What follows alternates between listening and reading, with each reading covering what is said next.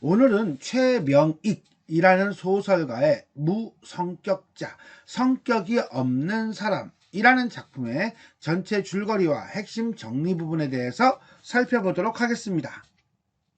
이 작품은 생활인, 일상적인 삶을 살아가는 사람에 대한 지식인의 이중적인 시선을 드러낸 소설이다 라고 보시면 돼요.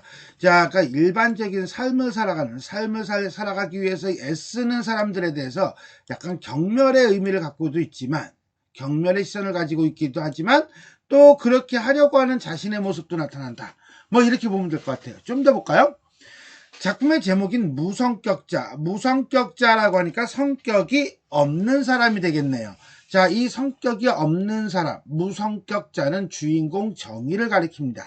서가에 들어서서도 감각적인 계집의 체온을 회상하고 자존심 대신 신경질적 결벽성만 남은 정의는 교사이지만, 교원이라는 건 교사예요. 룸펜이라고 하는 건 직업이 없이 그냥 빈둥빈둥거리는 지식인 정도인데, 그냥 우리가 그냥 백수? 뭐 이렇게 보도록 해도 될 것 같아요. 백수와 다름없는 생활을 한다. 명예도 없고 돈벌이도 안 되는 교사 노릇을 그만두고 장사를 배워 집안 사업을 물려받으라는 아버지의 강요와, 그러니까 이 아버지라는 사람이 철저하게 어떤 사람이에요? 생활인이죠. 술과 여자에 대한 자포자기적인 탐닉으로서 대꾸할 뿐이다. 자, 그리고 정의는 세상 전체를 방관자적인 입장, 제3자적인 입장에서 경멸할 뿐이며, 세상의 사람들은 모두 everybody, all people, 귀찮은 존재라고 치부합니다. 그러나 자신이 그토록 경멸하던 아버지가 죽음과 사투를 벌이는 과정에서 삶에 대한 의지를 느끼게 되는 그런 작품이라고 보시면 되겠습니다. 마지막 결말 부분에서 이런 부분이 나온다 라고 보시면 돼요. 자, 그럼 한번 살펴보도록 하겠습니다. 자, 전체 줄거리 발단. 부잣집 외동 아들인 정일은, 이게 금수저네요. 그죠? 문학에 대한 열정도 사라진 평범한 교원입니다. 자, 교원이니까 교사라는 거죠. 그는 퇴근을 하면 거리를 배회하다가 티룸이라는 건 찻집 정도로 찾는다든지 술로 소일한다. 그러니까 시간을 때운다는 얘기예요. 그는 동경 유학 시절에 친구 은하기가 사촌 동생이라며 소개해준 여자인 문주를 3년간 만났고, 그 아편 중독자가 마치 아편구를 찾아가는 심정으로, 아편 중독자란 얘기가 아니죠. 비유예요. 그녀를 찾아간다. 자, 자수성가하여 큰 재산을 모은 정일의 아버지는 정일이가 변호사나 의사가 되지 못하고, 자, 여기서 우리는 아버지라는 사람이 가지고 있는 기본적인 마인드가 나와요. 그죠? 변호사나 의사야 뭐 그때나 지금이나 똑같네. 그죠? 어떤 가치관을 가지고 있다? 그렇죠. 세속적 가치관을 가지고 있다라고 보면 돼요. 자, 정일이가 변호사나 의사가 되지 못하고 교원에 만족하는 것을 못마땅히 한다. 그리고 비서 겸 대서사인 용파리를 한쪽 눈이 먼 딸에게 짝지어 재산을 관리하게 하고 있다. 그리고 사위보다 못난 자식이라고 정일이를 질책을 한다. 정일이는 자신을 구속하는 속물적 욕망을 경멸하고, 이 속물적 욕망은 누구의 욕망? 그렇지, 아버지의 욕망이겠죠. 현실에서의 적극적인 행동을 주저하는 한편 자신과 주변의 관심을 집중한다. 여기 문주의 병세는 갈수록 심해진다. 정일이는 아버지가 병에 걸려 위독하게 되자 고향으로 돌아온다. 야, 그러니까는 문주도 아프고 정일이의 아버지도 아프고, 그런데 결국 정일이는 누굴 선택해? 아버지를 선택한 거죠. 그리고 아버지의 병상을 지킵니다. 용팔이는 새로 산 토지의 상속세를 줄이기 위해, 여기서도 우리는 뭘 알 수 있습니까? 그렇죠. 뭐예요? 속물성이죠. 자, 정일이의 소유로 하라고 하여 허락한다. 아버지는 화를 내며 자신은 죽지 않을 것이라고 악을 쓰다가 기절을 한다 라고 하는 것은 결국 뭡니까? 그렇죠. 삶에 대한 의지라고 보면 되겠어요. 결정. 정일이의 아버지는 깨어나서 물을 넘기지 못해 까맣게 탄 입속을 달싹입니다. 아버지는 물을 가지고 오라고 해서 물그릇 어항에 가득 물을 채워놓으니 물소리가 나게 해달라고 한다. 그리고는 그릇에 물을 쏟아붓는다. 그렇게 한 후 정일이의 아버지는 입을 벌린 채 그것을 황홀하게 쳐다본다. 왜? 거기서 물을 쏟아부는 그 소리에서 생동감을 느끼는 거예요. 정일이는 그 눈빛이 평소 아버지가 돌아앉아 돈을 쓸 때와 다르지 않다고 생각한다. 아버지는 그 물을 바라보며 삶의 마지막 순간을 보낸다. 죽었네요. 자, 그리고 문주도 죽습니다. 문주가 죽었다는 운하계의 전보를 받은 날 저녁 정일이는 아버지도 죽는다. 정일이는 그들의 죽음을 경험하면서 죽은 사람은 죽은 사람으로 하여금 장사케 하라는 성경의 말을 떠올리며 자신은 문주를 장사하러 가는 게 마땅하겠지만 아버지의 관을 맞는다. 소설은 이렇게 끝납니다. 그러니까 소설이 조금 애매하죠. 네, 이 작품은 좀 애매해요. 그게 애매한 게 내용도 조금 애매한데 이 애도의 내용만 애매한 것이 아니라 서술 방식도 애매해요. 그래가지고서는 요게 딱 이거구나 라고 주제를 선명하게 드러내는 그런 작품은 아니라고 볼 수가 있습니다. 전체 정리해 봅시다. 자, 그렇죠. 심리소설이니까 애매하지. 그죠? 3인칭 전적 작가 시점이고요. 그 다음에 근대 지식인의 무성격적인 모습을 보여주고 있다. 외부 서술자, 그렇죠. 3인칭이니까 외부 서술자죠. 중심 인물의 시선에 의존하여 라고 하는 거 보니까 이 중심 인물은 뭐예요? 그렇죠. 초점화자가 되겠네요. 이 외부 서술자는 제한적 서술자이다 라고 보시면 되겠고요. 어쨌거나 간에 외부 서술자가 중심 인물의 시선에 의존하여 사건을 전개한다 라고 되어 있네요. 봅시다. 아버지가 아직도 지키고 있는 그의 재산을 넘겨보는 듯한이죠. 용파리가 따지는 삼판 알이 거침없이 한 자리 올라가는 것을 유심히 바라보고 있는 자신을 의식하며 보고 있을 때 이렇게 대각만 놓아도 하고 삼판을 밀어넣으며 쳐다보는 용파리의 눈과 마주치게 되자 정일이는 자신의 얼굴이 붉어지는 것을 깨달았다. 그러니까 포인트는 누구야 여기서는? 그렇죠. 정일이죠. 정일이가 본 용파리의 모습 상황이에요. 오케이? 자, 이 작품은 3인칭 외부 서술자를 취하고 있는 소설은 맞아요. 그러나 지금처럼 서술자의 시선은 정일이의 시선에 의존하고 정일이가 보는 관점으로 보고 있습니다. 그렇기 때문에 이런 글은 인물인 정일이를 서술하는 데는 아주 편하지만 그 밖의 인물에 대해서는 뭐뭐 하는 듯한 이라든가 아니면 바라보고 있는 이라든가 이런 식으로 외양 묘사 중심으로 진행을 하게 됩니다. 그래서 아무래도 서술자가 제한적일 수밖에 없다. 무엇이? 능력이. 중문으로 들어가는 용파리의 뒷모양을 바라보던 정일이는 갑자기 불러내고 싶었다.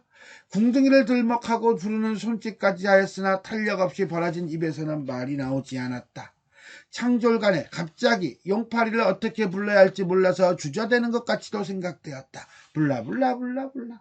자, 여기는요. 서술자가 어떤 사건의 양상을 정확하게 파악하지 못하고 주저주저하는 모습을 보여주고 있습니다. 왜 그러냐면요. 정일이는 지금 중문 안쪽에 있는 중문으로 들어가는 용파리의 뒷모양이잖아요. 그죠? 중문 안쪽에서 진행되고 있는 용파리와 아버지의 대화를 알지 못하죠. 사람인데 어떻게 알아? 전지적 서술자가 들여다보면 몰라도. 그죠? 그러니까는 이 정일이라는 인물의 입장에서 얘기하다 보니까 안에 있는 내용을 제대로 알지 못하고 있다. 누가? 정일이가? 물론 서술자도. 그래서 서술자의 역량이 제한적일 수밖에 없다. 이렇게 보시면 되겠습니다. 자, 이렇게 제한적 서술자를 가지고 있는 작품은 이런 구조를 가져요. 자, 일단 기본적으로 3인칭 외부 서술자입니다. 이 3인칭 외부 서술자가 정일이 또는 특정 인물의 내면을 서술하죠. 이건 전지적 시점이에요. 근데 문제는 이 외부 서술자가 이 특정 인물에 한정되어 있다는 거예요. 시선이. 그리고 다른 인물, 용팔이라든가 이런 다른 인물은 철저하게 누구의 입장에서? 이 정일이라는 인물의 입장에서 관찰하는 형태를 띱니다. 그러다 보니까 독자도 역시 포커스가 누구한테 맞춰져 있어요? 그렇죠? 정일이한테 맞춰져 있죠. 그래서 우리는 이러한 인물을 초점화자라고 합니다. 그러면 이 외부 서술자가 이 용팔이와 같은 다른 인물은 내면 서술이 불가능하죠. 그래서 이 외부 서술자를 우리는 뭐라고 한다? 제한적 서술자라고 하는 것입니다. 자, 두 번째 서술 방식에 대해서 한번 살펴보도록 하겠습니다. 흐름이라고 써놨네. 이게 뭐냐 그러면 의식의 흐름을 얘기하는 거예요. 근데 이 박스가 공간이 좁아서 그냥 흐름이라고 키워드를 잡았습니다. 자, 첫 번째 장면이에요. 다시 눈을 감은 정일이는 자기의 피폐하고 침퇴한 뇌로 폐물이 발효하는 현상이라고 밖에 할 수 없는 생각이 마치 여름날 썩은 물에 북질북질 끓어오르는 투명치 못한 물거품같이 자꾸 떠오르는 것 같아 괴로웠다. 자, 이거는요. 정일이가 눈을 감아요. 첫 번째 여기 눈을 감고 있죠. 눈을 감고 있고요. 그 다음에 외부 세계하고 소통하지 않는 단절된 상태를 의미합니다. 이제 정일이의 시선은요. 철저하게 자신의 피폐하고 침퇴한 뇌로 향하고 있어요. 이 뇌로 향한다는 것은 결국 뭡니까? 내면으로 전환됐다. 밖을 내다보는 게 아니라 자기 속을, 머릿속을 들여다보고 있는 거라는 거죠. 그러니까 이것도 의식의 흐름이 되는 거예요. 죽음이라는 외부적인 사건은 이 순간부터는 의식의 내부로 들어와 개인의 사적이고 내밀한 경험으로 용해가 됩니다. 그리고 이제 죽음은 정일이의 정신현상 속에서 합리적인 언어로 정제되기 이전에 무의식적인 언어로 떠오릅니다. 이런 거는 언어라기보다는 일종의 이미지라고 봐야겠죠. 다음 장면 봅시다. 한나절 후에 보게 될 임종이 가까운 아버지의 신음소리, 오래 앓은 늙은이의 몸냄새, 눈물겐 어머니의 눈과 마음 놓고 울 기회라는 듯이 자기의 서러움을 쏟아놓을 미운 마누라의 울음소리, 그리고 불길한 요강, 그리고 여기는 아버지에 대한 거라면 문주의 각혈, 저쪽이죠. 이건 다른 동네에 있는 거예요. 그죠? 히스테릭한 웃음과 울음소리. 자, 여기서 우리는 두 가지의 장면이죠. 여기 한 장면, 여기 한 장면. 그런데 죽어가는 아버지의 신음소리는 청각, 몸냄새는 후각, 어머니의 눈물은 시각, 그 다음에 마누라의 울음소리는 청각, 불결한 요강은 시각. 자, 여기까지 한 센텐스. 문주의 각혈은 시각, 히스테릭한 웃음과 울음소리는 청각. 이런 것들이 다 연결돼 있다는 거예요. 그런데 이게 어떤 논리적인 연관성을 가지고 있는 것이 아니라 그냥 나열이죠. 마치 머릿속에 떠오르는 인상들을 그냥 집어넣은 것과 같은, 어때요? 그렇죠. 자유연상의 수법을 사용하고 있다라고 보면 돼요.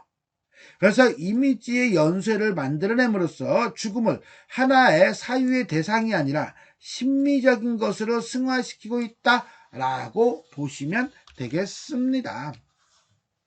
이렇게 죽음의 그림자로 늘어진 병실의 침울한 광경과 이그러진 인정의 소리가 들리고 보이었다. 혹시 아버지의 죽음이라는 생각이 한순간 머릿속에 헌화를 누르고 떠오르기도 하였으나 마음의 반향이라는 건 울림, 메아리예요. 일으키는 아무런 여운도 없이 사라지거나 임종이 가까운 아버지의 이렇게 입속에 중얼거리며 그 말에 감상적인 여운을 들어서 감정의 유의를 해보려는 자기의 빙그레 웃게 되기도 하였다. 그때마다 이렇게 아버지의 죽음을 슬퍼할 수 없는 것은 30이 가까운 자기 나이 탓이 아닐까. 이렇게 생각해보는 것이 정일이는 두들겨도 소리가 안 나는 벙어리 질그릇같이 맥맥한 자기의 마음이 더욱 무겁고 어둡게 생각되었다. 자, 이렇게 볼 때 우리는 이 3은 어찌 보면은 여기 있는 1과 그 서술 방식이 매우 비슷하다는 것을 알 수가 있을 거예요. 그리고 2는 결이 조금 다르죠. 그래서 1, 2, 3이 모두 어떤 내부 독백, 화자의 내면의식을 드러내고 있는 독백을 하고 있다라는 점은 공통적이에요. 그러나 1과 3은 간접적인 내부 독백이고요. 2는 직접적인 내부 독백이라고 할 수 있습니다. 즉 무슨 소리냐면 이 작품은 분명히 3인칭 시점을 쓰고 있습니다. 그리고 전지적인 서술자에 의해서 진행되기도 합니다. 그러다가 어떤 인물의 의식을 표현할 때는 내부 독백으로 이렇게 변합니다. 그런데 이런 내부 독백 가운데서도 인물이 자신의 의식을 떠오르는 언어들을 논리화하긴 힘들어도 독자들의 존재 자체를 망각하지 않을 만큼 의식의 명료성을 유지하고 의사소통을 시도할 때는 간접적 내부 독백을 사용하고 있고, 즉 1과 3처럼 이보다 더 깊은 의식의 심층과 무의식적 심층에 접근하려고 할 때, 이럴 때는 직접적 내부 독백을 사용하고 있습니다. 따라서 의식의 흐름을 효과적으로 드러내기 위해서 이 내부 독백의 층위를 나눔으로써 일종의 심안의 식의 역할을 하고 있다라고 보시면 되겠습니다. 두 번째, 근대 문명을 통해 분열된 심리 공간을 은유, 비유하고 있다라고 한다면 이거는 어떤 근대 문물과 관련된 소재를 사용하여 분열된 현대 지식인 또는 근대 지식인의 내면 심리를 상징하고 있다, 이렇게 보시면 되겠네요. 어느 장면이냐라고 했더니 기차예요. 비교적 승객이 적은 2등차실 한 모퉁이에 몸을 던지듯 앉은 정일이는 심신이 피곤이 일시에 머리로 끌어오르는 듯한 현기에 차창의 비스듬히 머리를 의지하고 눈을 감았다. 자, 마치 여름날 썩은 물에 북질북질 끓어오르는 투명치 못한 물거품같이 자꾸 떠오르는 것이 괴로웠다. 한나절 후 보게 될 임종 가까운 아버지의 신음소리와 오래 앓은 아버지의 몸냄새, 눈물 고인 어머니의 눈과 마음 놓고 울 기회라는 듯이 자기의 서름을 쏟아놓을 미운 처의 울음소리, 불결한 요강, 그리고 문주의 각혈, 그 히스테릭한 웃음과 울음소리, 이렇게 죽음의 그림자로 그늘진 병실의 추물한 광경과 이그러진 인정의 소리가 들리고 보이었다. 자, 이거는 결국 뭐냐 그러면 정일이가 문주를 서울에서 입원을 시켰어요. 그리고 아버지가 지금 앓고 있는 고향으로 가기 위해서 기차에 올라탄 장면입니다. 그리고 난 다음에 아버지에 대한 걱정과 문주에 대한 걱정, 그리고 그들을 볼 때 감당해야 될 자기 자신의 감정, 그리고 다른 식구들의 감정들을 쫙 이렇게 펼쳐놓고 있습니다. 어디에서? 이 2등차실 기차간에서. 결국 이 2등차실 기차간이라고 하는 것은 문주와 아버지 덕수 사이에서 분열된 자신의 입지와 그 고뇌 양상을 확인시켜주는 공간이라고 할 수 있습니다. 이게 근대 문물을 통해서 분열된 인물의 의식을 보여주고 있는 거죠. 또는 인물의 분열된 의식, 이게 맞겠다. 인물의 분열된 의식을 보여주고 있다. 이렇게 보시면 되겠습니다. 정일이는 여전히 불쾌한 공기를 느끼며 베넷머리에 앉아서 바라보는 아버지의 모양의 얼굴을 찌푸리지 않을 수가 없었다. 그 검은 귀 속에 오묵오묵한 곳이 아직도 희게 남아서 썩은 시체에 드러난 뭐같이 보여? 백골같이 보였대. 그래서 아버지의 시신을 뭘로 보고 있어요? 썩은 시체에 드러난 백골처럼 보이고 있습니다. 그럼 문주는 조개인 입술이 떨리며 우린 죽어요 하고 속삭이듯이 말하였다. 마치 꿈꾸는 어린애같이 해서 문주의 죽음은 뭘로 봅니까? 꿈꾸는 어린애라고 봅니다. 결국 죽음을 바라보는 어떤 시각이 서로 대조적이죠. 왜 그러냐라고 한다면 이거는 이 인물들이 걸린 병 때문에 그래요.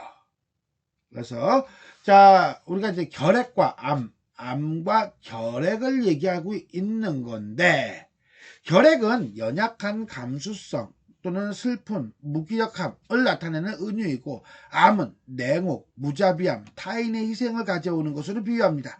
그래서 이 암은 누구를 드러내고 있냐면 이거는 아버지를 드러내고 있고요. 그 다음에 결핵은 문주를 드러내고 있습니다. 그래서 여기서 문주는 정일의 분신으로서 결핵은 정일의 자의식과 연결됩니다.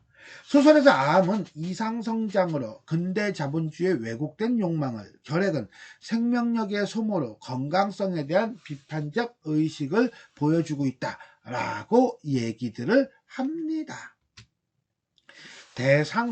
대상화라고 하는 것은 자기 자신을 3인칭화시킨다, 객관화시킨다라는 거예요.